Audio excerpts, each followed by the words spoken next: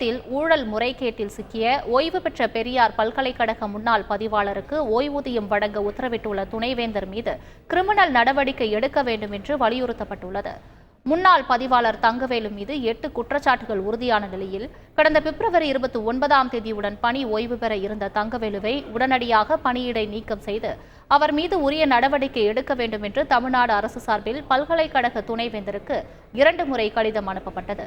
ஆனால் தங்கவேலு மீது எந்த நடவடிக்கையும் எடுக்காமல் பல்கலைக்கழக துணைவேந்தர் அவருக்கு ஓய்வு வழங்கியது தொடர்பான வழக்கு நிலுவையில் உள்ளது.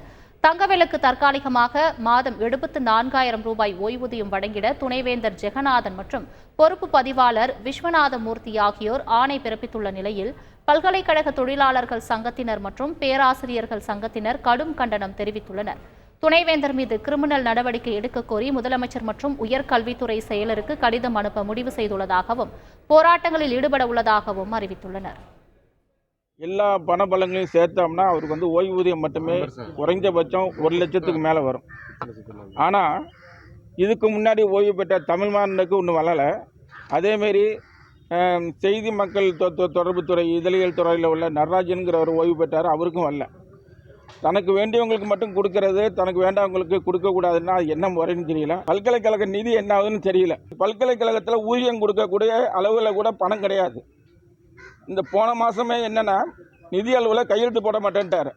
2 மாதமாக ஊதியம் வருமா வராதான்னு எங்களுக்கு சந்தேகத்தில் தான் இருந்துச்சு. அடுத்த மாதம் எப்படி ஊதியம் வரப்போகுதுன்னு தெரியல. துணைவேந்தர் இவங்களுக்கு கொடுத்தது இது மிகப்பெரிய மோசடின்னு நினைக்கிறோம். அரசாங்கம் சட்டப்பூர்வமாக நடவடிக்கை எடுக்கணும்னு அரசாங்கத்தை கேட்டுக்கிறோம். செய்திகளை உடனுக்குடன் தெரிந்து கொள்ள உடனே சப்ஸ்கிரைப் பண்ணுங்க.